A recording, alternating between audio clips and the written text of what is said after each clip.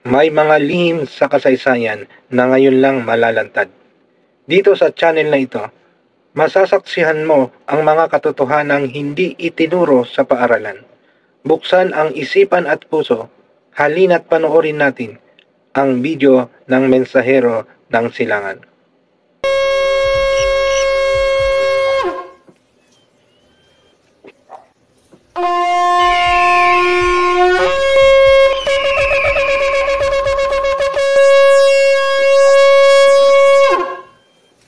Percent ng mga Pilipino ang nagtataglay ng Mark of the Beast na hindi nila namamalayan.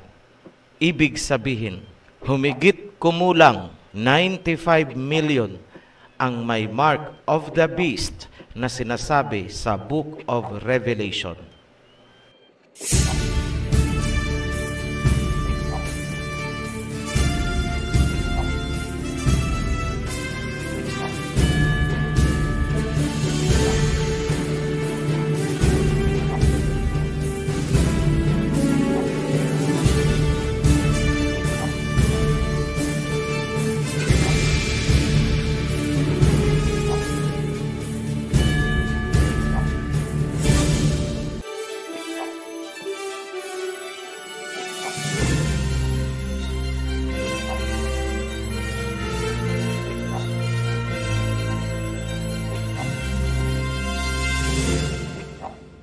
Masayang pagbati sa lahat ng Pilipino-Ophirian sa buong mundo.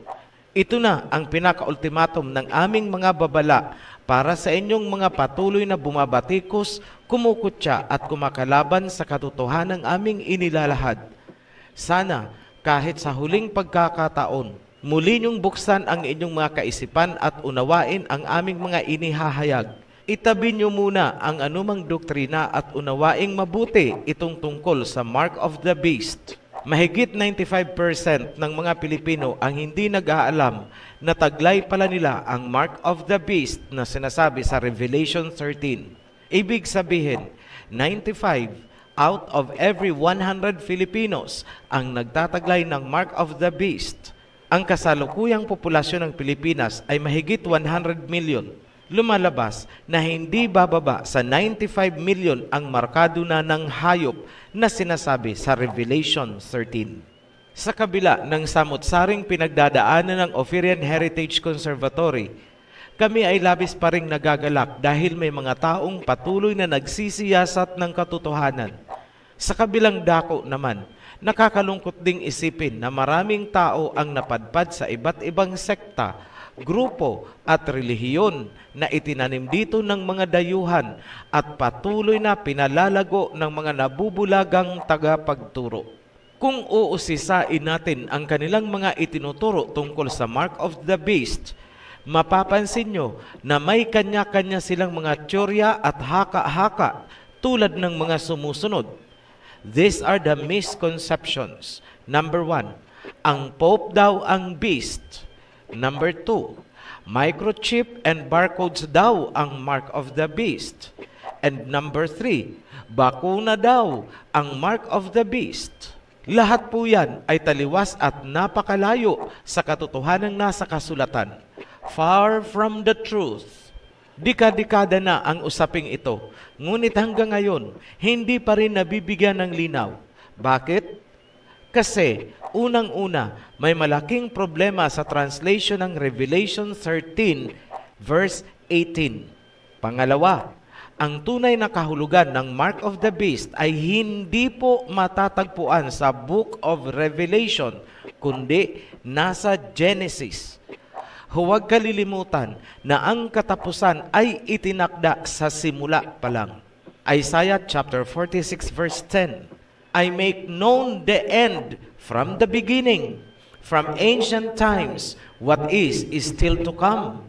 I say, my purpose will stand, and I will do all that I please. Gaya ng sinabi namin sa simula pa lang ng ating YouTube channel, wala kayong mauunawaan sa Revelation kung patuloy niyong tatanggihan ang katotohanan na aming inilahad sa mga naunang series mula pa noong 2019. Yes, Muli kong babanggitin ang mahahalagang foundation videos na kailangan nyong napanood upang lubusang maunawaan itong mga sinasabi namin ngayon mula sa Book of Revelation. Ito ang mga series na kailangan nyong maunawaan. Number 1, Creation Series. Number 2, Babylon Series. Number 3, World Genealogy and Territories Series. Number 4, Rizal Series. Number 5, 2 Witnesses Series. Lahat yan ay kailangang naunawaan bilang preparasyon para maunawaan din ang Book of Revelation, lalo na itong tungkol sa Mark of the Beast. Mahalagang alam nyo ang mga totoong naganap sa Genesis chapter 1 and 2, pati na ang genealogy ng tao mula kay Adam and Eve, pababa kay Noah hanggang sa 12 tribes of Jacob's Israel. Importanteng alam nyo kung sino talaga ang mga tunay na Gentiles sapagkat sila ang lahi ni Gog and Magog na magpapatupad ng Mark of the Beast. Kailangan ding alam nyo ang serpent seeds na sinasabi sa Genesis chapter 3 sapagkat yun ang susi para malaman kung ano ang Mark of the Beast na naitatak sa mga tao. Simulan na natin ang pagtatalakay ng Revelation 13 kung saan nasusulat ang tungkol sa Mark of the Beast. Revelation chapter 13 verse 1. The dragon stood on the shore of the sea, and I saw a beast coming out of the sea. It had 10 horns and 7 heads, with 10 crowns on its horns, and on each head a blasphemous name.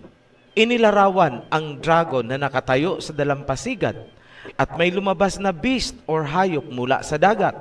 Ang hayop ay may 7 ulo, 10 sungay, at 10 korona. Sa bawat ulo may nakasulat, blasphemous na pangalan. Yan ang unang hayop na binanggit sa Revelation chapter 13. Bago tayo magpatuloy, klaruhin muna natin ang 2 tauhan na binanggit sa verse 1. Narito ang mga guide questions. Number 1, sino at ano ang dragon na sinasabi sa talata? Number 2, saan galing ang dragon? Number 3, ano ang kahulugan ng hayop na lumutang mula sa dagat? Sagutin natin ang una at pangalawang tanong. Ano o sino ang dragon at saan siya galing? Ang kasagutan ay nasa sinundang chapter, Revelation chapter 12, verse 9. The great dragon was hurled down, that ancient serpent called the devil or Satan, who leads the world astray. He was hurled to the earth and his angels with him. Malinaw ang information. Ang dragon ay ang serpent, at ang serpent ay ang diablo na si Satanas. Kasama ni Satanas ang kanyang mga anghel na ibinagsak dito sa mundo. Huwag pong kalilimutan, ang dragon, serpent, at devil ay iisa. Si Satanas na ibinagsak mula sa langit. Sila ang mga rebellious angels. Sagutin natin ang pangatlong tanong. Ano ang hayop na sumulpot mula sa karagatan na may 7 ulo at 10 sungay? Revelation chapter 17 verse 9 to 10. This calls for a mind with wisdom. The 7 heads are 7 hills on which the woman sits. They are also 7 kings. Maliwanag ang sinabi. Ang 7 ulo ay kumakatawan sa 7 burol or bundok. Kumakatawan din ang 7 ulo sa 7 hari. Sa makatuwid, kung ang 7 ulo ay kumakatawan din sa 7 hari, ibig sabihin, ang 7 bundok ay 7 kaharian, 7 bansa. Ganun kasimple. Klarado at malinaw ang inilalarawan ng Revelation 13 verse 1. Ang mga tauhan ay si Satanas at ang 7 bansa ni Satanas. Ngunit, may kailangan pa rin tayong pansinin, kumparahin at linawin. Titigan niyong mabuti ang Revelation chapter 12, and chapter 13. Sa left column, Revelation 12 verse 3.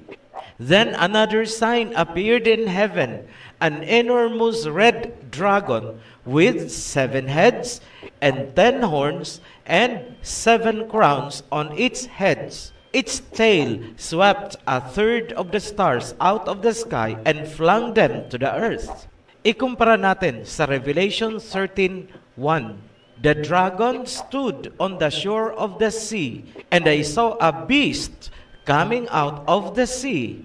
It had 7 heads and 10 horns, with 10 crowns on its horns, and on each head a blasphemous name.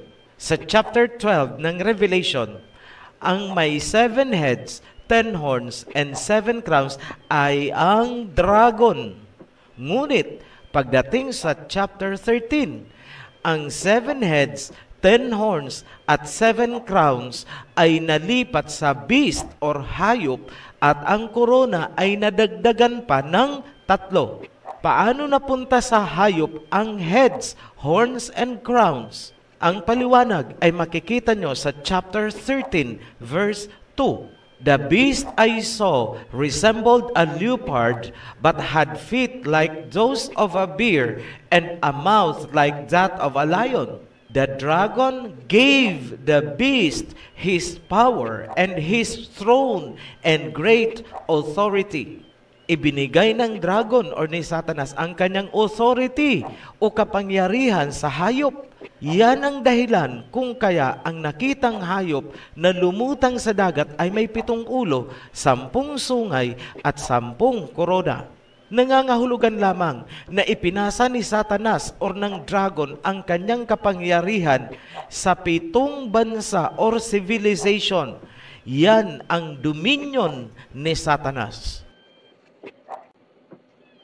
Tanong, bakit ibinigay ni Satanas ang kanyang authority sa mga namumuno ng mga bansa na kanyang binuo? Ang sagot ay nasa Genesis. Genesis chapter 6, verse 4. The Nephilim were on the earth in those days and also afterward, when the sons of Alahayam went to the daughters of humans and had children by them. They were the heroes of old, men of renown. Isang paglilinaw. Ang kahulugan ng salitang Nephilim ay the fallen ones. Tinutukoy po ang mga fallen, rebellious angels. Hindi po giants or higante ang kahulugan ng salitang Nephilim. Blame the translations. Kung naunawaan nyo ang creation at ang Babylon series, malinaw sa inyo na bago pa man ang baha at pagkatapos ng baha, naririto ang mga Nephilim at nagkaroon ng mga anak sa tao at sila ang mga naging heroes of old. Sila yung mga naging tanyag na tao. At dahil ang mga Nephilim or fallen angels ay nagkaroon ng mga anak sa tao, ibig sabihin, naririto ang kanilang lahi at kahalu-halubilo natin hanggang ngayon. Nothing has changed as in the days of Noah. So, huwag kalilimutan, nagkaroon ng mga anak sa tao ang mga anghel na kasamahan ni Satanas at ang lahi nila ay kahalubilo natin hanggang sa kasalukuyang panahon. Sila ay mga half angel, half humans. Tanong, paano si Satanas? Nagkaroon din ba si Satanas ng sarili niyang anak at bloodline sa tao? Yes, definitely. Hindi lang ang mga anghel na kasamahan ni Satanas ang nagkaroon ng anak sa tao, kundi mismong si Satanas ay nagkaroon din ng sarili niyang bloodline. Paano ko nasabi? Basahin ko ulit at pansinin ninyong mabuti ang sinasabi sa Revelation chapter 12 verse 9. The great dragon was hurled down, that ancient serpent called the devil or Satan, who leads the world astray. He was hurled to the earth and his angels with him. Malinaw, si Satanas ay ang ancient serpent. Saan unang nabanggit ang serpent? Nasa Genesis chapter 3, noong nilinlang niya si Eve. Ngunit sa Genesis, ang serpent ay isang uri ng hayop, isang livestock. Paanong nangyari na ang serpent na isang hayop ay si Satanas ayon naman sa Revelation 12 verse 9? Sa paglipas ng panahon, unti-unting mas lalong luminaw ang mga pangyayari. Una, kailangan nating tandaan na si Satanas ay isang spirit sapagkat siya ay isa ring angel, isang anghel. Bilang spirit, ginamit ni Satanas ang katawan ng serpent upang akitin si Eve. Yan ang unang posibilidad kung kaya ang serpent at si Satanas ay pinag-isa pagdating sa Revelation. Pangalawang posibilidad, either inutusan ni Satanas ang serpent bilang kanyang kinatawan. Yan lang ang posibleng nangyari kung paanong si Satanas at ang serpent ay itinuring bilang isa pagdating sa description sa Book of Revelation. Tanong OHC, pwede bang pumasok ang spirit ni Satanas sa katawan ng hayop? Yes. Kung natatandaan pa, noong pinalayas ng Misaya mula sa katawan ng tao, ang pulutong ng mga demonyo, lumipat sila sa mga baboy. Nasa New Testament po yan. Isang patunay na maaaring ginamit ni Satanas ang serpent sa pamamagitan ng demonic possession. Kaya ang serpent at si Satanas ay pinag-isa ng Revelation. Balikan natin ang tanong kanina, kung nagkaroon din ba ng sariling bloodline si Satanas bilang serpent? Ang sagot ay makikita noong isinumpa ng alahayam ang serpent. Genesis chapter 3 verse 14 to 15. So Yahweh Alahayam said to the serpent, because you have done this, cursed are you above all livestock and all wild animals. You will crawl on your belly, and you will eat dust all the days of your life. And I will put enmity between you and the woman, and between your offspring and hers. He will crush your head, and you will strike his heel. Maliwanag na si Satanas bilang serpent ay nagkaroon ng offspring, serpent seed, serpent bloodline. Balikan na natin ngayon ang Revelation chapter 13 verse 2 upang masagot ang tanong na bakit ibinigay ni Satanas ang kanyang kapangyarihan sa hayop na sumisimbolo sa 7 bansa. Basahin ulit natin. Revelation chapter 13 verse 2. The beast I saw resembled a leopard, but had feet like those of a bear, and a mouth like that of a lion. The dragon gave the beast his power and his throne and great authority. Bakit ibinigay o bakit binigyan ng dragon or ni Satanas ng kapangyarihan ang 7 bansa na sinisimbolo ng hayop na may 7 ulo? Straightforward na sagot. Sapagkat ang mga bansang sinisimbolo ng beast or hayop ay bloodline ng kanyang anak, serpent seeds, kasama din ang bloodline ng kanyang mga anghel na ibinagsak dito sa mundo. Ang kanilang bansa ang sinisimbolo ng hayop na may 7 ulo at 10 sungay. Tuloy natin, verse 3. One of the heads of the beast seemed to have had a fatal wound, but the fatal wound had been healed. The whole world was filled with wonder and followed the beast. Verse 4.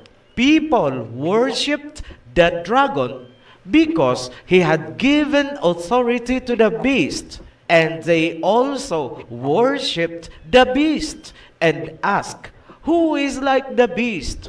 Who can wage war against it? Ang isang ulo ng hayop ay nagkaroon ng malubhang sugat, ngunit ito ay gumaling. Namangha ang buong mundo at ang mga bansa ay sumunod sa hayop. Sinamba ng sangkatauhan ang dragon or si Satanas at sinamba rin nila ang hayop na nagmula sa dagat.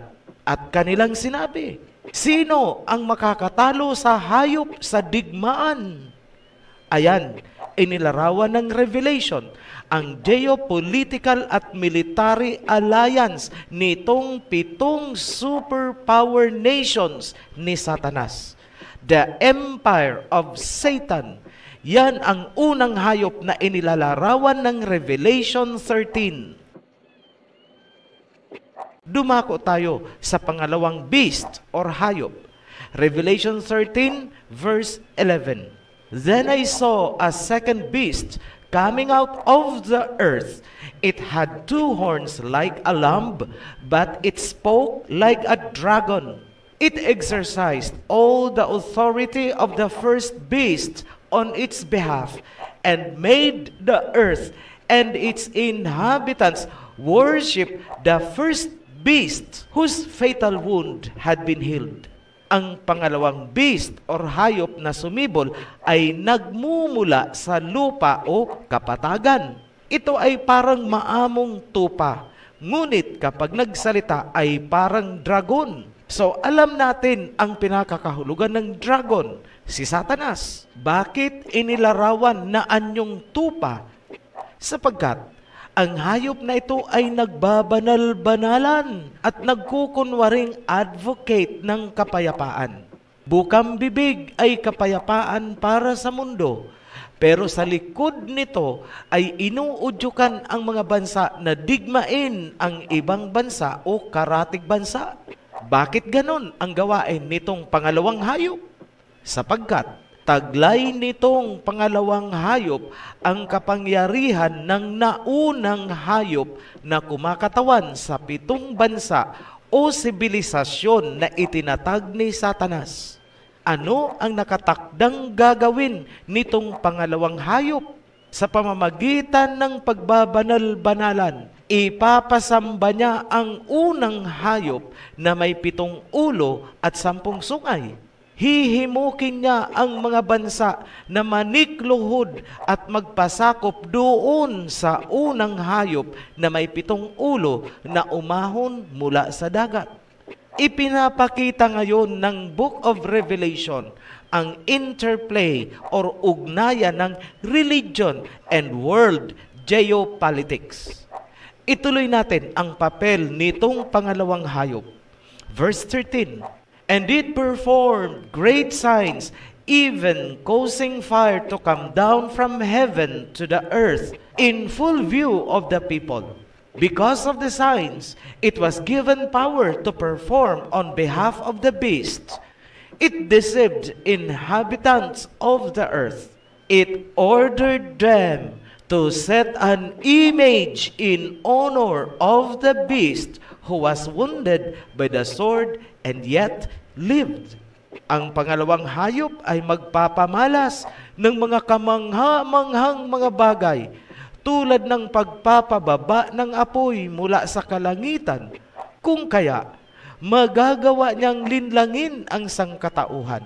Ipag-uutos nitong pangalawang hayop na igawa ng image ang unang hayop bilang parangal in honor of the first beast. Tuloy natin, verse 15.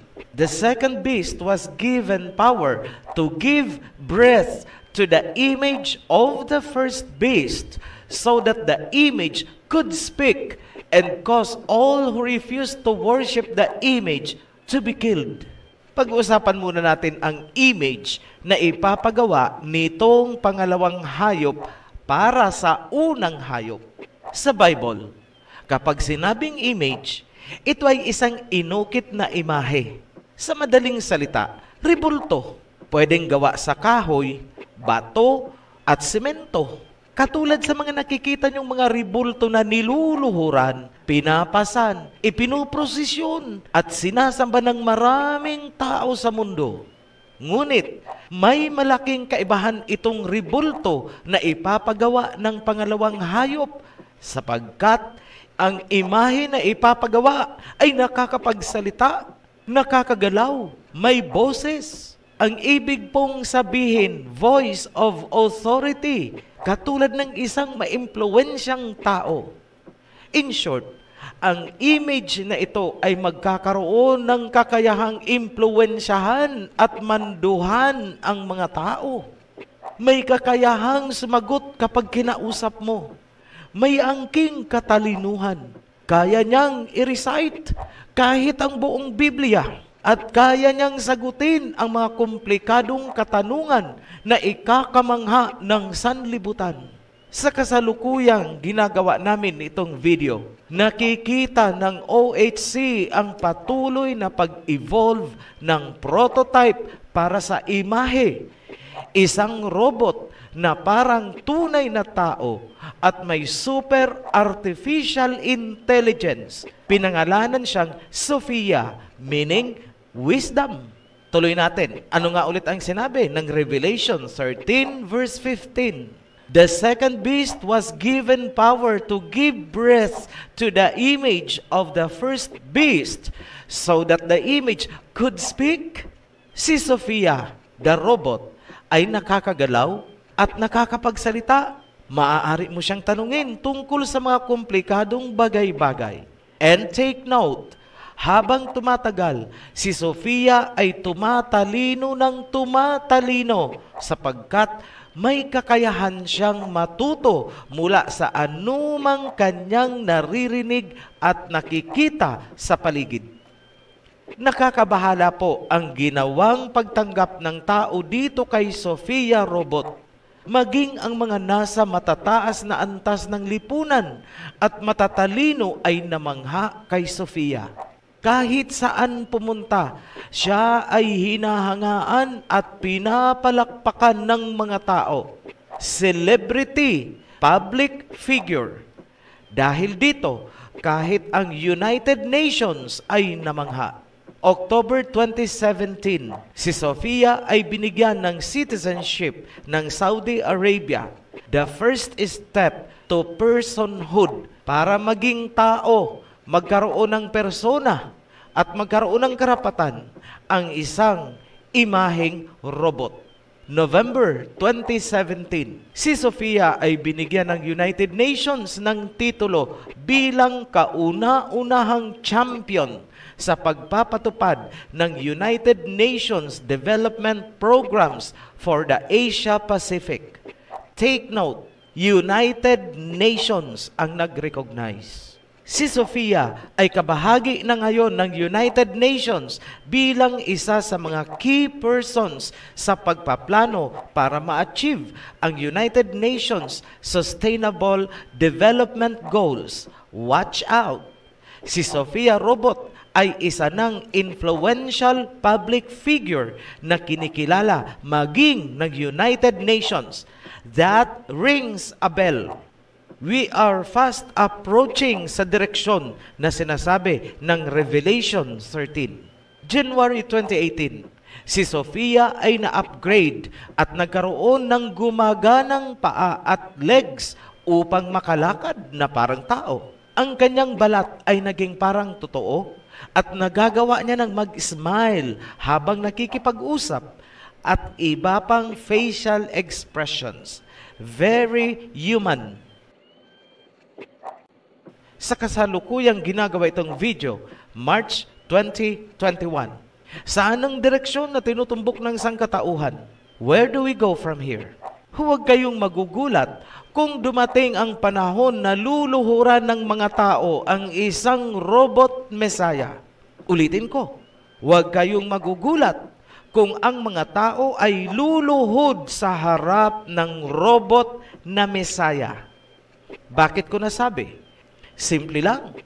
Kung ang ordinaryong rebulto ni Kristo na gawa sa kahoy o bato at hindi nakakapagsalita ay niluluhuran, ano pa kaya kung isang Kristong robot na nagsasalita at nakakapagsermon ang dumating? Imagine nyo na lang, noong rebultong kahoy pa lang si Kristo, natataranta na ang mundo sa kaluluhod. Ano pa kaya kung isang Jesus Christ robot na nagsasalita ang ipalit at ipakilala ng mga pari? Magbibilihan din ang mga Katoliko ng miniature robot nila sa bahay. Parang laro ang Voltes 5 robot na di baterya. At yun ang luluhuran nila at pagtitirikan ng kandila. At doon sila magdasal. Nakita nyo na kung anong direksyon ng kabaliwan ang patutunguhan ng mundo? Sino at saan galing ang konsepto o katuruan ng pagsamba sa mga imahe at ribulto? Greeks at mga Romano. Kung si Sophia robot na prototype pa lang ay tinanggap na ng United Nations, paano na lang kung magkaroon ng Jesus Christ robot na higit pa kay Sophia? Hindi kaya yun na ang gawin nilang President of the United Nations General Assembly? O kaya Chairperson ng United Nations Human Rights? At isang Messiah robot ang susundin ukol sa mga religious and biblical policies. At siya na ang pakikinggan ng mga bansa. Think about that. Yan ang tinutumbok ng mundo ngayon. Ebidensya, ayan, paunang mind conditioning si Sophia the robot. Tahasan naming sinasabi sa inyo, papunta na po tayo sa panahong sinasabi ng Revelation 13, verse 15 to 17. The second beast was given power to give breath to the image of the first beast, so that the image could speak and cause all who refused to worship the image to be killed. Ang pangalawang hayop ay nagkaroon ng kakayahan upang bigyan ng hininga ang imahe o ribulto upang ito ay makapagsalita, at ang sino mang hindi sasamba sa imahe o ribultong ito ay papatayin. Verse 16 to 17. It also forced all people, great and small, rich and poor, free and slave, to receive a mark on their right hands or on their foreheads, so that they could not buy or sell unless they had the mark, which is the name of the beast or the number of its name. At pipirasahin ng hayop ang sangkatauhan na tumanggap ng marka sa kanilang noo o kanang kamay. Ang sino mang walang marka ay hindi makakabili o makakapagbenta. Lumilinaw na ngayon ang ugnayan ng politics, religion, and economy. Tanong, ano ang tunay na mark of the beast na sinasabi sa talata na ipinatupad nitong pangalawang hayop ayon sa Revelation 13? Abangan nyo po yan sa pagpapatuloy ng mark of the beast para malaman nyo kung kayo ay merong tatak ng hayop. Muli kaming nagpapasalamat sa mga patuloy na sumusuporta sa ating advocacy. Para sa mga newly baptized, congratulations and welcome to the Covenant. Para naman sa mga nais magpabautismo at magpasakop sa Covenant, pakiclick nyo na lang po ang link ng Facebook group ng Joshua na inilagay namin sa description. Nasa ibaba lang po nitong video. Ang Joshua group ang entry point para sa mga magpapabautismo. Para naman sa mga new subscribers, mayroon na po tayong mahigit 120 videos. Unahin nyo pong panuorin ang The Guide para alam nyo kung saan kayo dapat magsimula. Ang link ng The Guide ay inilagay din namin sa ibaba din nitong video. Pakibasa nyo na lang po ang description. Para sa lahat ng nanonood, see you on our next video. Stand for truth. Be blessed. Shalom. Kung nakaantig sa inyo ang mga katotohanang ibinahagi, paki-like po ang video at mag-subscribe para patuloy kayong ma-update sa mga susunod pang aral. Maraming salamat at naway samahan kayo ng liwanag sa bawat hakbang.